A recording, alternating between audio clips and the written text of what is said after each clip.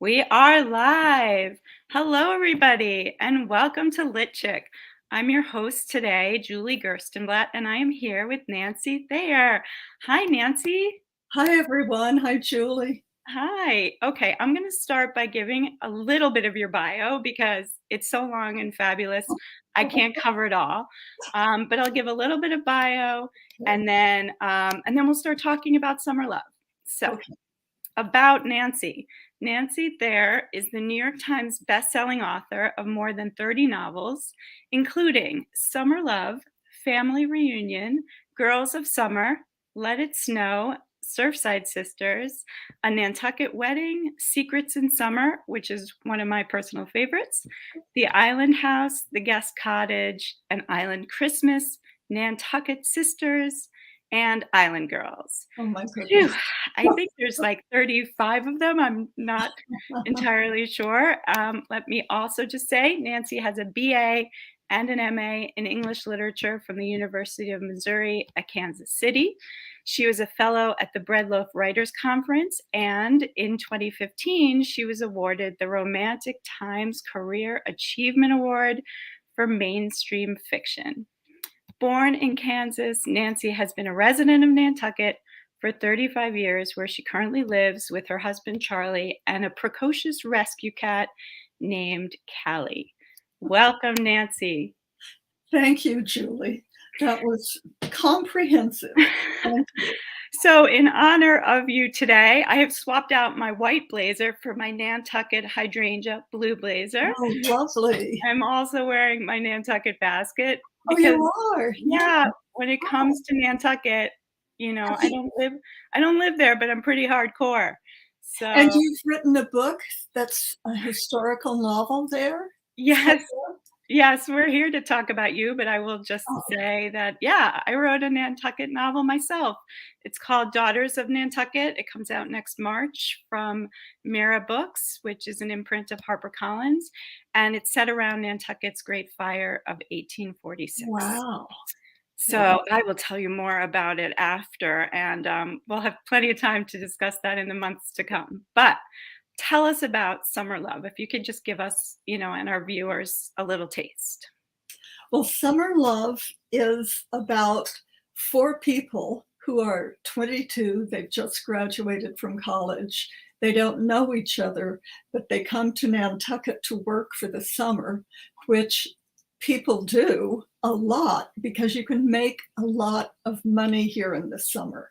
But the first question is always, do you have housing? That's the first question in an interview. So these four people are very different, but they found a place to live, which is in the basement of a halfway renovated hotel that's undergoing renovations. And the four people are very different. The first one is Nick Volkoff, who is one of those gorgeous dark-haired gypsy-ish men that we all fall in love with. And he loves people. He's charming, and he loves being charming. And he's very outgoing. He is our extrovert. Then there is Ariel Spencer, who is what I say, even though I love Ariel, I say she's the girl we kind of hate because she's a blue-eyed blonde, and she comes from a nice home, and she's tall and she's willowy. And I don't know if I've ever met someone who was willowy, but Ariel is calm and very it's very easy to be jealous of Ariel. The other woman, is Sheila Murphy, who comes from Ohio. And she's also very pretty, but sort of in an Irish barmaid way, because she's got a lot of red hair and a big bosom, and she's really sweet and innocent. So of course, she's the one who gets into trouble. That's most trouble, right? It's not the kind of trouble you all think.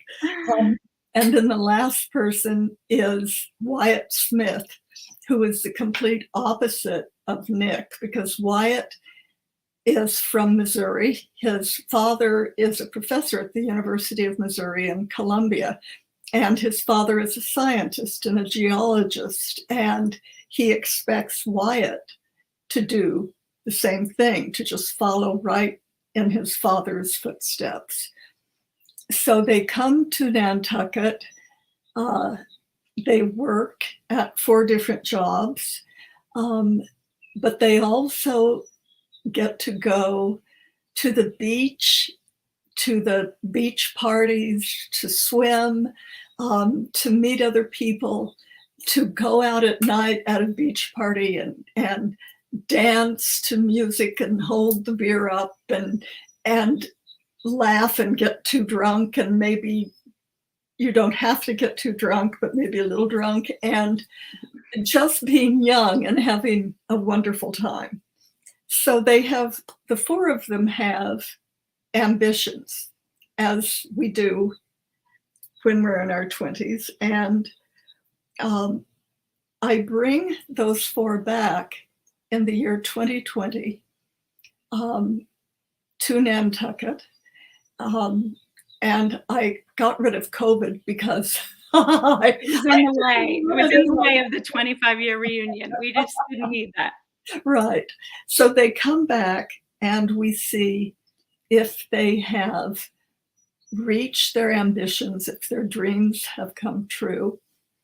And they bring their children with them. One of them, Wyatt's son, Jason, comes, and he's very handsome, and he's supposed to be following in his father's footstep. Sheila comes, and she brings her beautiful daughter with her, and Penny looks like Sheila, but she is a little more daring and a little more savvy. And then Nick has married a woman he met that summer, and that was so much fun to write about. And he and his wife, Francine, have a daughter, Jade Marie, who is working for the hotel, and who sees what's going on. So it goes back and forth between 1995 and 2020. And you find out what happens to everyone. Yeah, you do. This book made me really nostalgic for my own 20s. And I'm thinking that, it has a little bit of something for everybody, because there's the parents' generation, there's the kids' generation, and there's also that sense of nostalgia for that summer you fell in love, or that summer you worked off somewhere away from home, or tried something new, or tried on a different personality or different part of yourself. Yeah. So I just want to tell you just for a second a little bit about my summer on Nantucket, the summer of 1989, because it'll be so nostalgic. As I said, reading this, my parents rented a house on Union Street for a month. Oh, wow. And I was working in New York City, and it was hot, and I hated my job. I had to sell clothes at the Limited, and I couldn't work the cash register. And I wasn't a good salesperson, because I wanted to be like, that doesn't look that great on you. And everybody's like, this is amazing. And so when my parents rented this house, they said, bring a friend. So I called my best friend from college, who was working in Massachusetts, where she lived, like making donuts at 6 a.m. And I said, let's quit our jobs and go to Nantucket, and we'll find jobs there. So we did. What year was this? What? What year was this? 1989. So not so far off from Orange Street. I could have met you, only. Where were you? You were on? We live on Orange Street. Oh, yeah. Yeah. Yeah. Definitely. I walked that town. That's pretty much all I did, because you know what happens on August 1st if you show up for a job? You cannot find one. So I had sort of the opposite issue that you said most people have, which is I had housing, but I couldn't find a job. They said, if you're going to be here in September, great. We can employ you maybe a little bit. through that shoulder season, I was like, nah, I'm leaving for college in 3 weeks. They were like, what kind of job do you think you're going to get for 3 weeks? So instead, my friend and I went to Murray's and got liquor and got Rolling Rock beers, went to the roof walk, the widow's walk of our house, and listened to the Indigo Girls for Oh, several weeks and had the time of our lives. So that's wonderful. it was really Mm. great, but it wasn't typical in that I could have that job, but I always wanted to stay. And your characters, the early generation, they leave but then come back with their children, and some decisions are made about staying or going. Mhm. And I think that's something that we all feel when we go to a magical place, a tropical island that we don't want to leave, a place like Nantucket. And I feel like you and I have different paths because you stayed on Nantucket. You had some sort of calling that made you stay, and I continued to leave. What was it about you? What is it about these characters? What is it about Nantucket that you think makes people stay? Well, first of all, I stayed because I met a man. Okay. So I came to visit a friend and I met Charlie, and I've been married now for 37 years. So, and he will never leave this island. Not that I want to. It's beautiful, it's wonderful, but my children, who are probably your age, uh, did want to leave Nantucket because the winter season can be brutal. It can be very difficult because there's no bridge to the mainland. You either have to take a ferry or fly. And if there's a nor'easter or if there's some kind of heavy fog, there's no way to get back and forth. Um, I think most people come. I know when my son and my daughter were in college, I felt like I ran a rooming house for them and their friends because they all came. My daughter's 45 now, and she worked at a chambermaid as a chambermaid on Union Street, and I think it's the Union Street Inn. Yes, one of my favorite bed and breakfasts. I love that Yeah, place. so I heard about being a chambermaid from her. She was my research. Ah, for Sheila. Yeah, but both children don't want to live here year round, Mm. partly because, well, Josh has always been a computer whiz, and he has been working for some company that he lives in Arizona with his partner David, and works at home on the computer. And once a year, he flies to New York for a face meeting. That's what they call it. And so he wants to be off island. He can travel. He's always traveled to different countries. And my daughter, and this is one of the things that inspired Summer Love. The fact that you have dreams and ambitions when you're in your 20s. And sometimes that happens, and sometimes that doesn't happen. But then when you have children, you kind of think, well, at first, with everybody's child, you think, oh, this person is going to discover, I don't know, the next photon in the universe or something. Or I thought my daughter Sam would be a lawyer because she's so good at arguing. I think everybody's daughter is really good at arguing with their mother, at least. Do you have a like that. daughter? I have a 16, almost 17-year-old. Oh, that's so hard. I know. Yes, thank you. Thank you, Nancy. It is so hard. Wonderful, though. Shout out to my daughter, Zoe. She's amazing and really my best friend. But yeah, Yeah, she, yeah. she's got personality, which we love. But so can I then ask you about ambition and these characters, and in particular the women, because they do, I found that they make choices based more around, or it sort of impacts them more in terms of family and choosing between career and family, more so than the men have to do. And do you find that this is still true today? You have, you managed to make it work. You've been writing for, many, many years, Years. which I believe means, you were writing when your children were small, and yet you made that work and had a robust career. But your characters really struggle with that a little bit, and I found that they had to compromise in ways that feel very realistic. So, do you see that changing? Do you think that it's always going to be a dilemma for women, perhaps more than men? What do you think about that? Well, it certainly has changed since I was 22. Um, and in 1995, when Ariel and Sheila were 22, it still was in the process. And I think for women, we're going to be in the process for a while. I don't think we've gotten there yet. I think we're getting there. I think there have been some remarkable changes.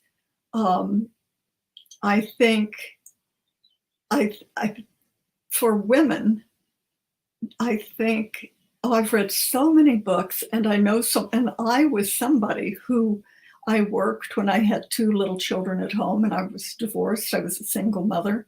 Um, but I wrote from home. So I didn't have that tearing feeling of leaving my children and going off to work that so many of my friends had.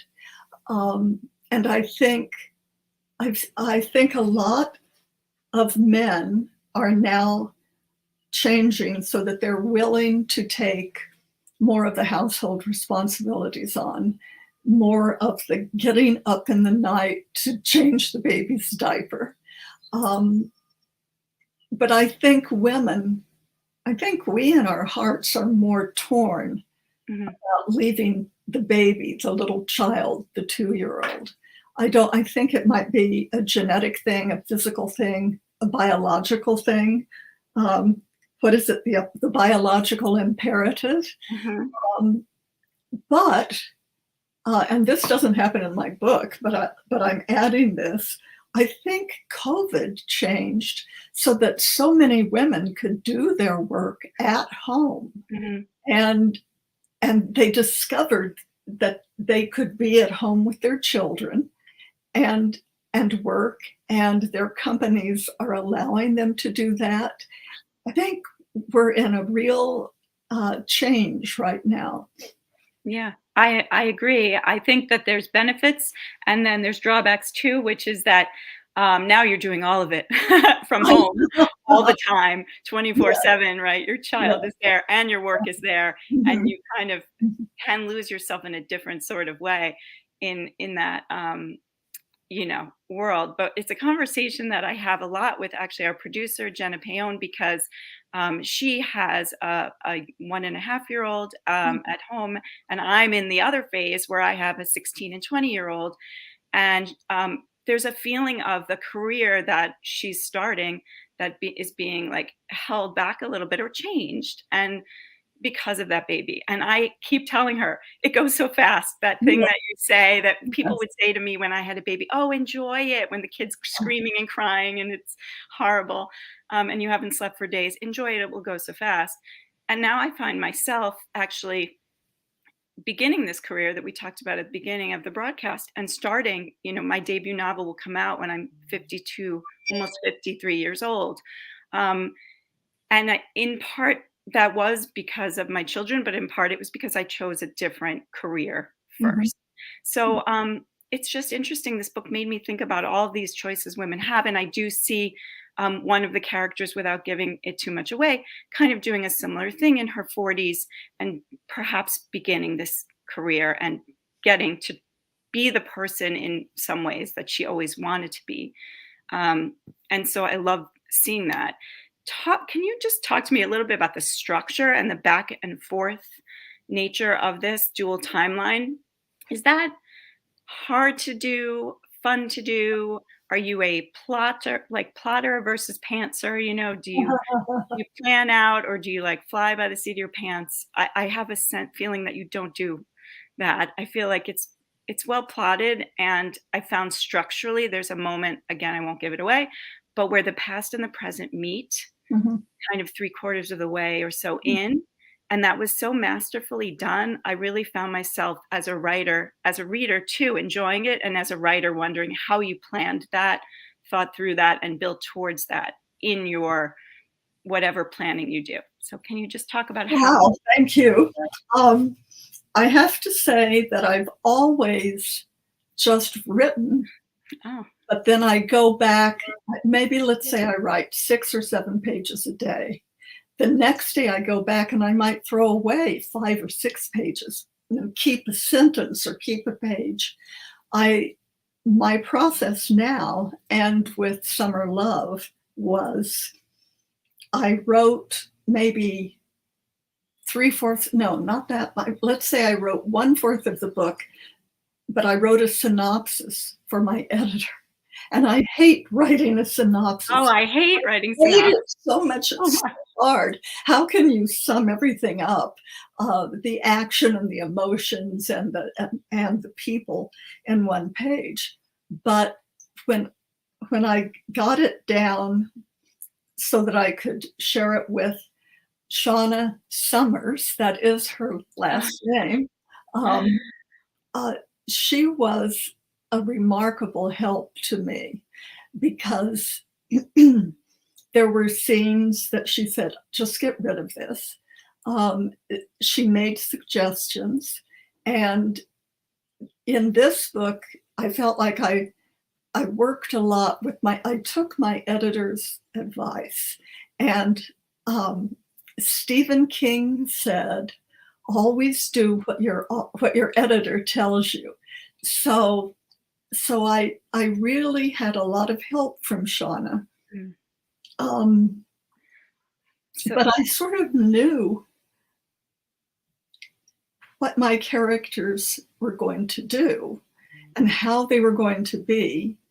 And the back and forth, I think, comes from the fact that I watch my children and I listen to them and I watch their friends and I see what they're doing.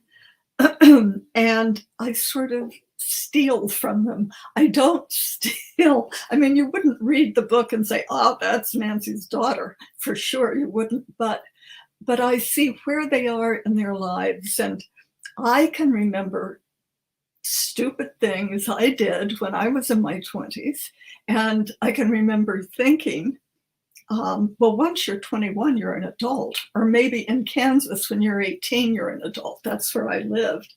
Um, but I could remember my own foolishness in my 20s.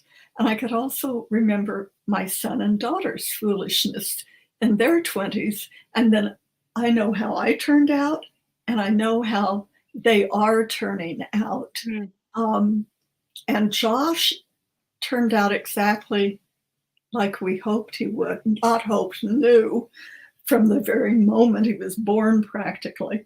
Um, where our daughter uh, did not do what we assumed she was going to do. And she's sort of woven a path back and forth.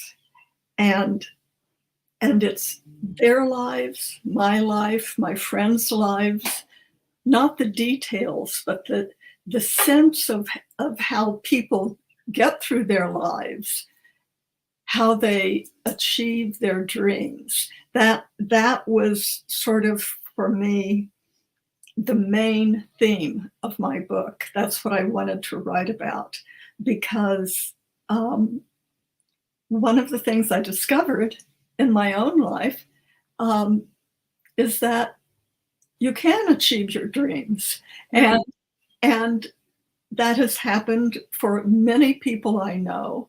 And I wanted to show that in a book. right. And you do, and I think some are kind of very clear. I would say Nick says, "I wanna be rich, I wanna do this, I wanna be that." And you said he's your outgoing, gregarious one. He seems, he stays very true to that core Mhm, sense of who he is.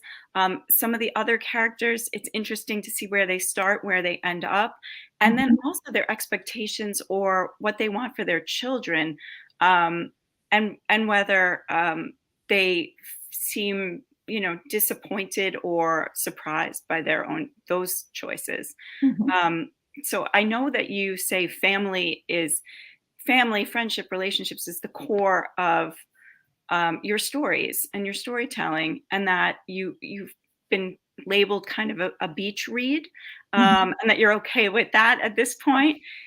What do you think makes that difference between, that line that I know early in your career it was sort of the literary versus the commercial choice for you, and leaning more into that beach read? What do you think we get as readers, and what do you enjoy as a writer of that kind of fiction? I think beach reads by all the beach read writers I know and read, I think they provide just as much depth and trueness as as I don't know, a literary novel. When I started writing, my agent, Julian Bach, my first book was published with Doubleday, and Julian said, you're right on the line between literary and commercial. And I thought, well, I want to be literary. But after a while, I thought, no, I want to be commercial. I want more people to read me. I want to write about ordinary people. Um, I've written about many families and couples and children, and and I know now that um, that life is really hard. Life is just so hard. You can't believe it. What happens, and and I think I'm trying to write a book that sort of describes an ordinary life, um, because if you're not a billionaire, um, and you're not terribly like living in the streets, you work towards something, you build a family, and things happen to you. The tornadoes hit, the rivers flood. They can be that kind of a problem. It can be a health problem. It can be a mental illness. And the more I started writing about what I really wanted to write about, somehow I wandered into the beach read category. But when I started writing, there wasn't a beach read Mm, category. interesting.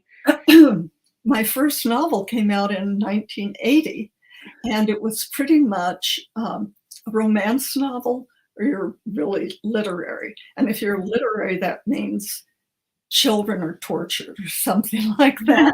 I thought, I can't go there. I don't want to go there. Right.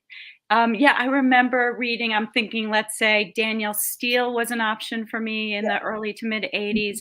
I then moved on to like Anne Rivers Sidens Yes. in the mid '80s and early '90s. And that's when I think I could see a clear difference. And it became for me the things that I was assigned to read in school Oh, versus the things that I wanted and chose to read right. when as an English major too, when I didn't have to. Mhm. But now I find that I move, I love to read. Do you like to read literary fiction as well as, what's your favorite? You got some favorite authors that are, Um, or what are you reading now? well, actually, I love science. So I read a lot of nonfiction science books, which I can't understand, but I like reading them. Also, the book I'm reading right now is a biography of Charles Lamb, who was an essayist and a friend of Coleridge and William Wordsworth. And that is a very niche little group Yeah. right there. But I was very much interested in that when I had my master's. I was fascinated by the romantic poets. And I have to say, for those of you who know anything about William Wordsworth, he had a sister named Dorothy who devoted her life to him and who would go on walks with him and say, "Oh, the daffodils are on the bank," or something like that. And she never got any credit. And Oh, and that whole daffodil poem, really? We can thank her for that? yes, Um, and I thought, I want to write a novel about Dorothy Wordsworth.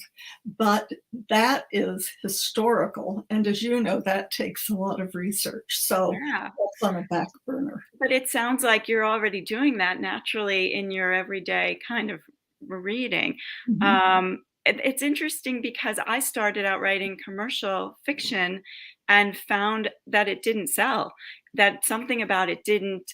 It was easy for me to get an agent and easy for them to say, "Oh, yeah, no problem, we can sell this."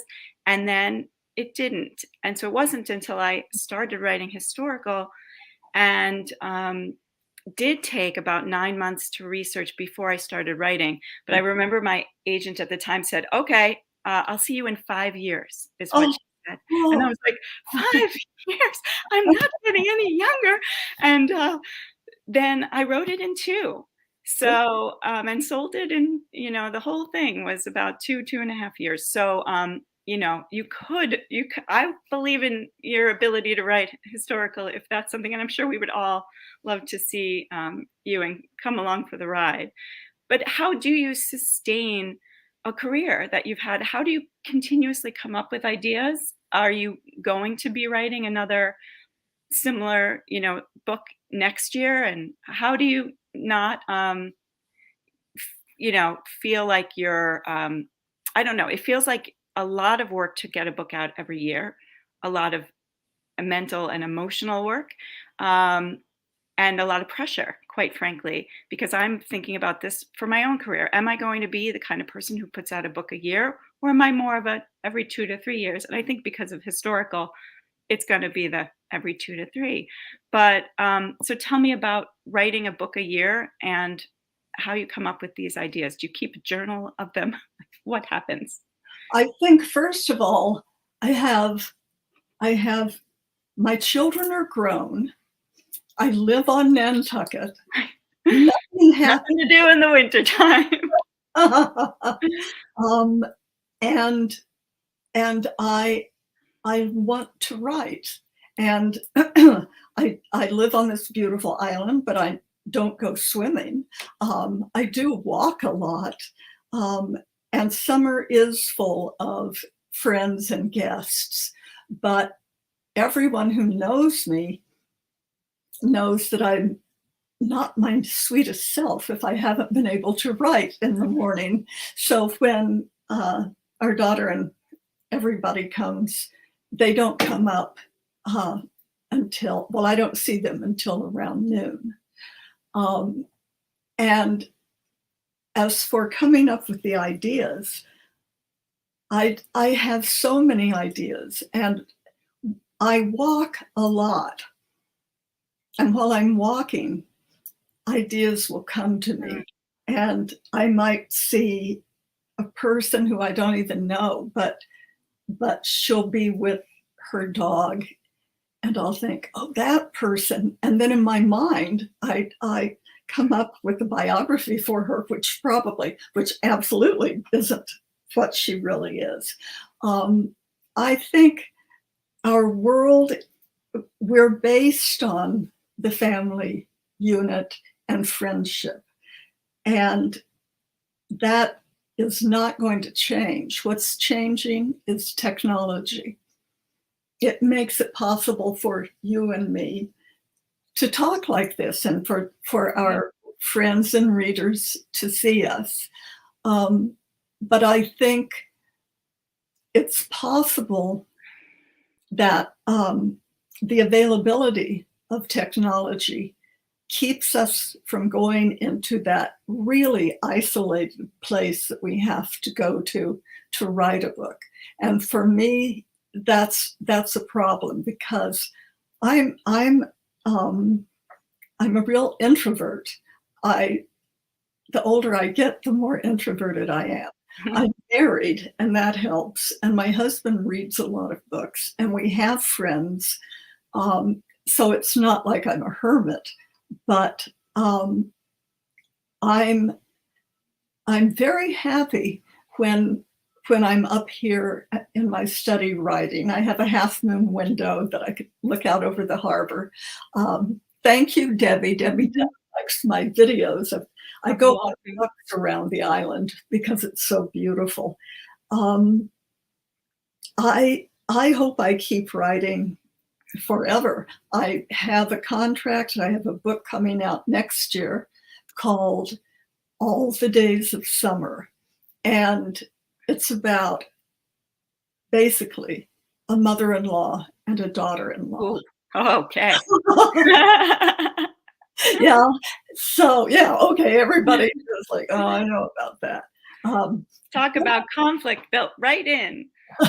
Um, so I've started that, but at the same time, um, I love mysteries. I read so many yeah. mysteries. I love Deborah Crombie, who lives in Texas but sets her books in England. I love Anne Cleeves. I love there are a lot of there's almost not a mystery writer I don't love. And someday I would like to try to write a mystery. And I've started mysteries, and then I've I've gotten stuck somewhere. Wow, So maybe someday I'll write a mystery. that would be fabulous. I Mhm. think that would be hard. I like reading mysteries too, but I don't know if I'm the kind of person who can think ahead to solving them and, and I never know who done it. I never get I can't I like the clues and gathering them, but I can't put it all together. Yeah, So, like people dying or being tortured or having if there's blood, I'm a, like I want to do it like Agatha Christie and yes, a 97-year-old really evil man and somebody kills him. That's right. the sort of mystery I Or or a cozy mystery, or maybe Nantucket cozies, yeah, where, like, someone who works in, like, the bakery opens the door and there's a body, so you don't know about the person, you don't care about the person, you don't miss them, right? And you just get yeah, to solve those crimes, like Murder, She Wrote in the yeah, small town. yeah, yeah. That would be fun. I think it's just so exciting that, you still love to write the way that you do and that you talk about it. It seems like a sacred thing to you, and you put the time aside every morning. It sounds like that's your writing time, and that you take walks. I take walks to help me solve problems. Mm, If I've been sitting too long at my computer and I'm stuck, and I tell my students too, because I help kids write college essays, mhm, and when they're stuck, it's like they feel like it has to be done in one sitting or something. I'm like, "Go take a walk," or I'll go take a walk and think about your mhm. essay, and I'll get back to you, because it is so helpful in clearing the mind. Um, and then I heard that you reread your own books. Do you do that, like do you have a favorite of your own book?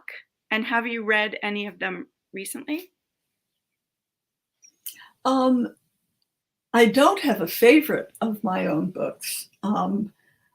One of the things that I want to do as um, a sort of insane person who thinks she can live to 120 and write every year. I have a book called Everlasting that it was published, I don't even remember how long ago. You can only get it on an e-reader now, but it's set in um, the flower district of New York City. And Mm, the main character is a florist who has her own shop.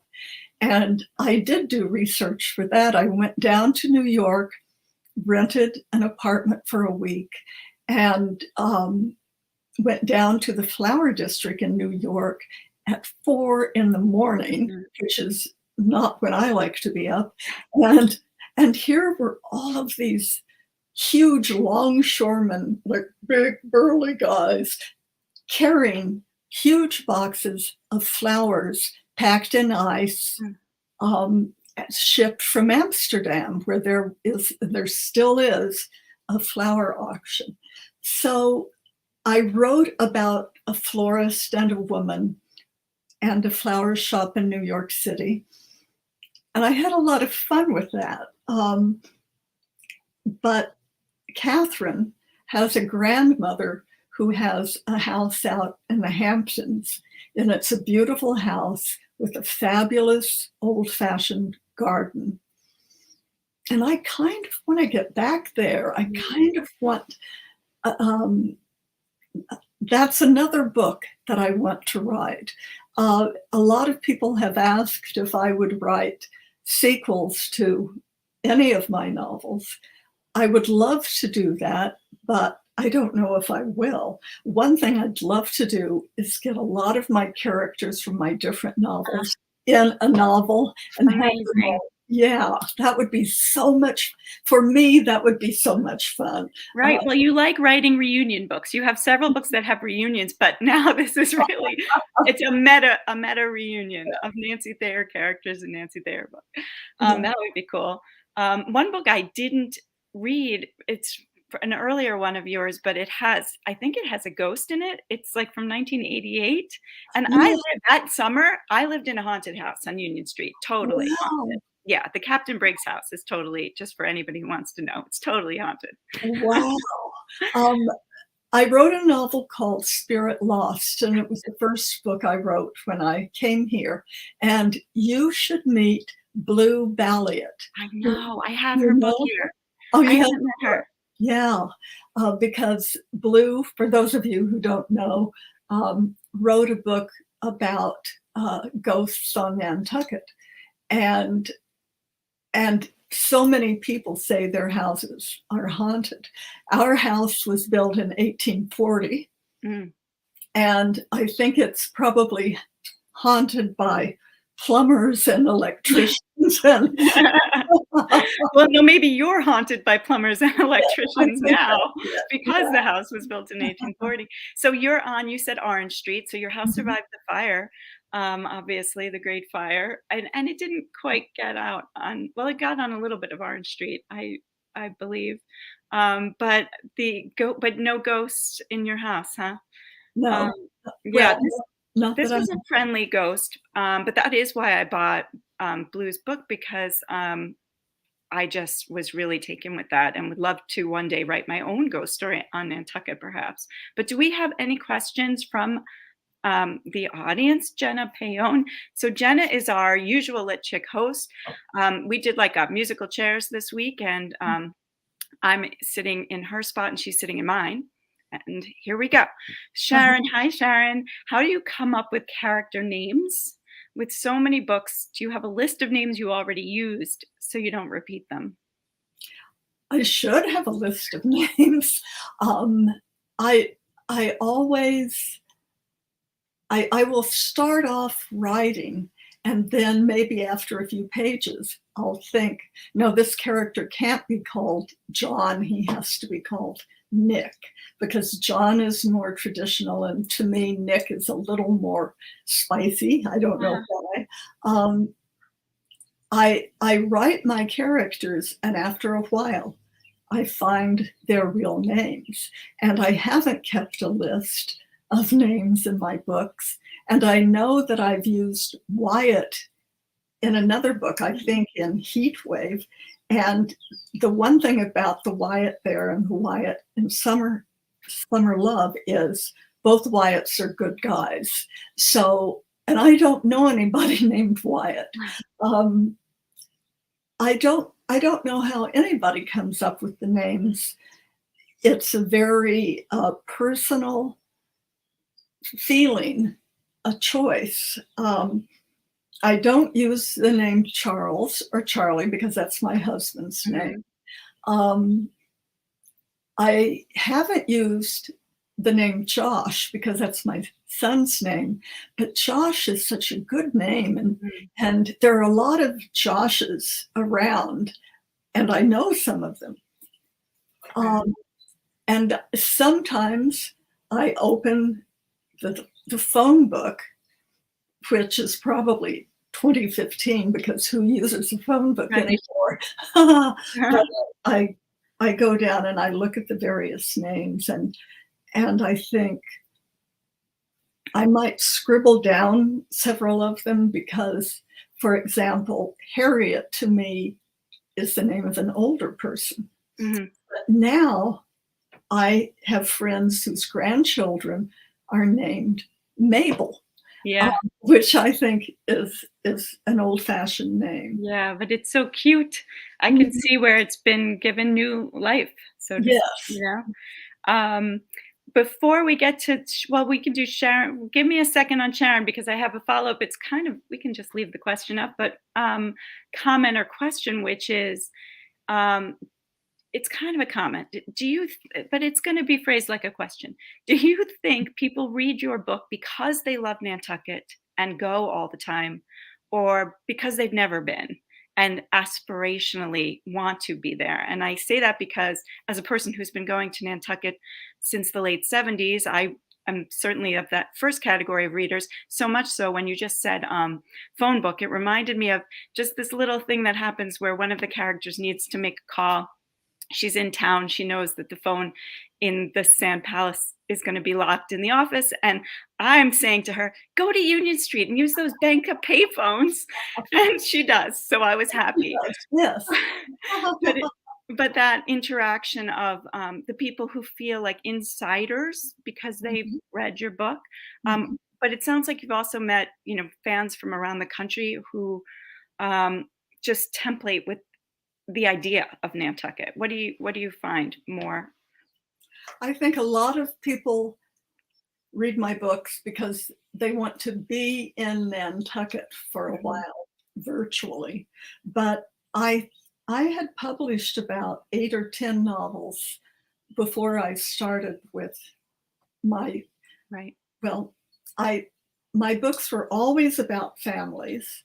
I had written a book called Between Husbands and Friends, which was partly set on Nantucket and partly mostly set off. Um, I wrote a book called Custody, which was totally set in Boston. Um, and I wrote, I'm trying to think of, oh, An Act of Love, which was a very hard book to write because it was about teenage children. Um, and those were all published with the same publisher.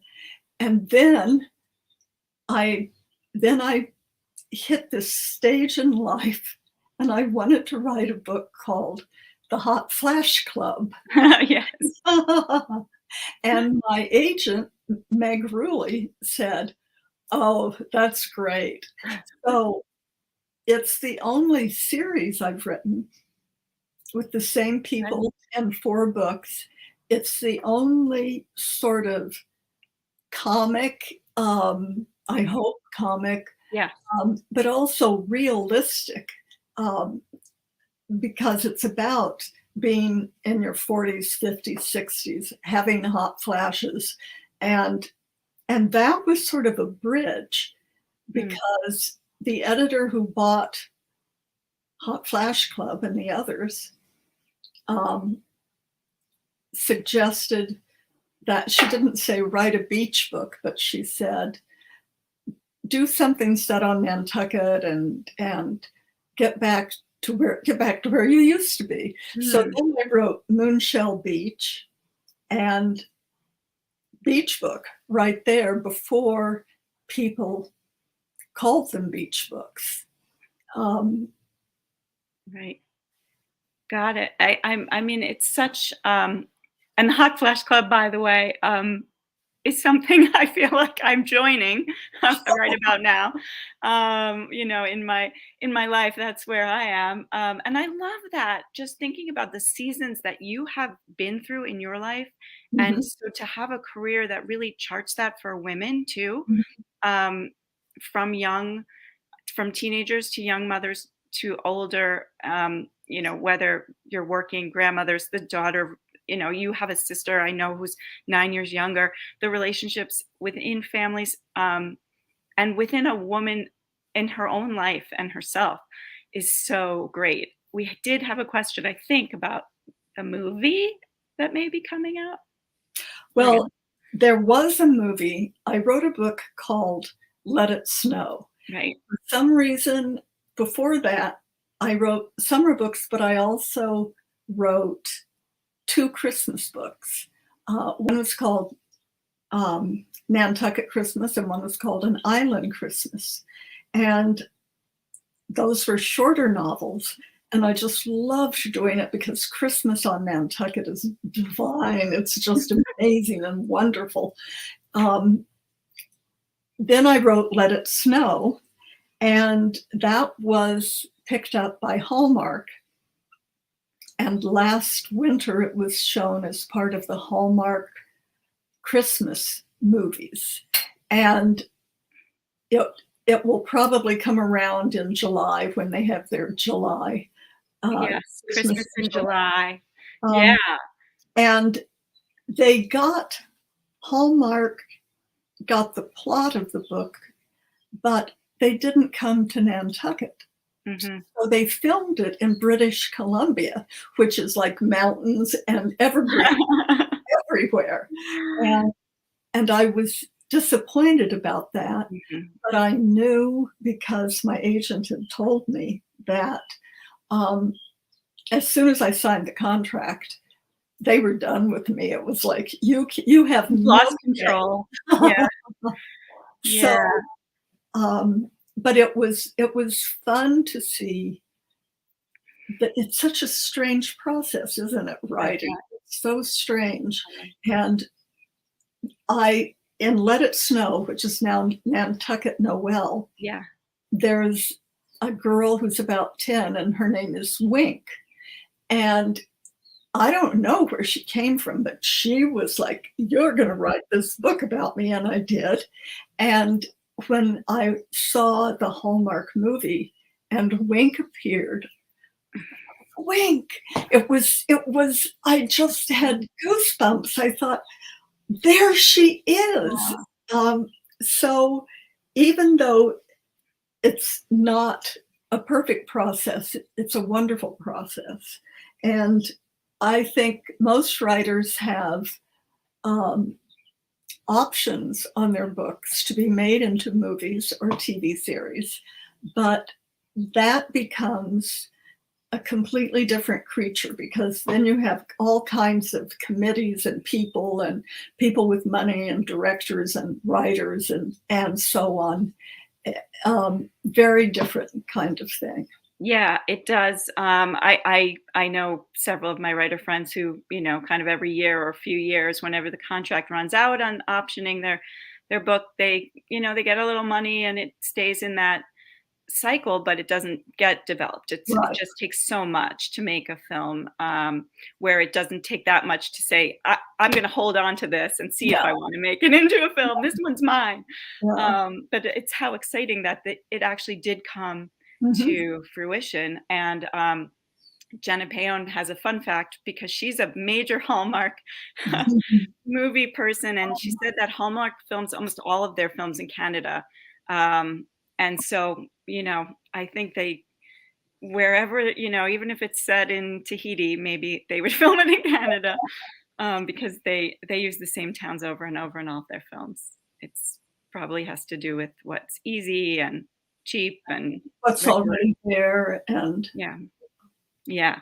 makes Um, do we have any other questions from viewers? Otherwise, I wanted to get into a little bit of Nantucket gossip with Nancy before we go, which is Many of you may have heard, because Nantucket was kind of in national news a few weeks ago, because the beaches on the island, the residents voted that they are now open to topless bathers. All the beaches on Nantucket. Not one beach, not one part of a beach. Like last summer, my friend Gabby, who'd never been to Nantucket, for my 50th birthday, I invited friends of mine, including 2 of my best friends who'd never been to Nantucket, to come and visit. And I rented a house for a few weeks.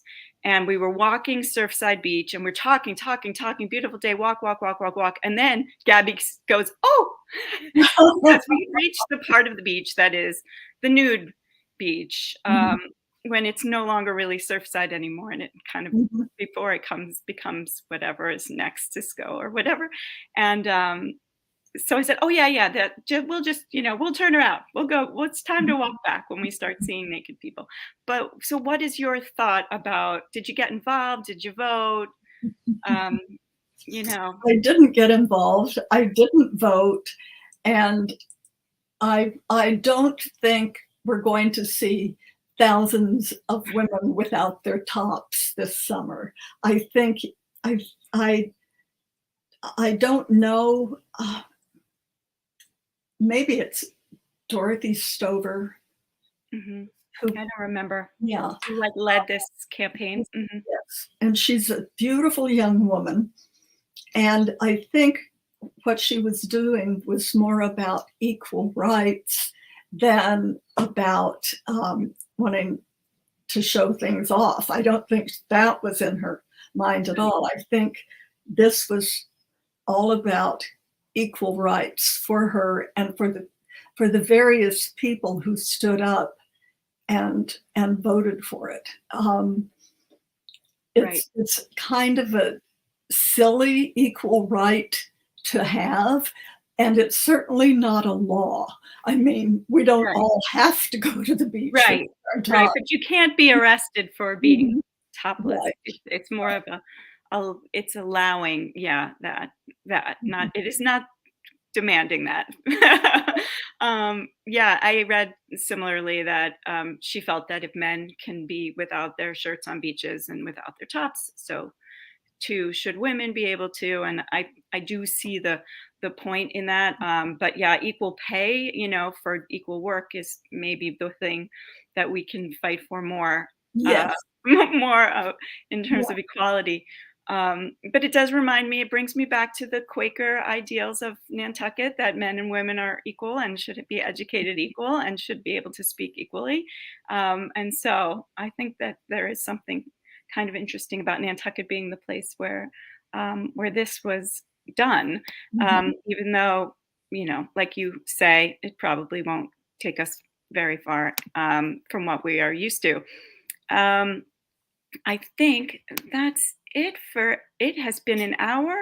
It has been wonderful talking to you, Nancy. I love that we got a sneak peek of what's coming next. I love that we talked about so much of your catalog of books over the years, and everybody go out right now and buy Summer Love wherever books are sold, or listen to the audiobook. And thank you for joining us today, Nancy, and all of our viewers. Thank you, Julie. And we have to talk. Yes, we will. We'll stay on for a minute after, and then we'll make a plan. And I'm coming to Nantucket this summer, so maybe I can take you out for coffee. I would love that.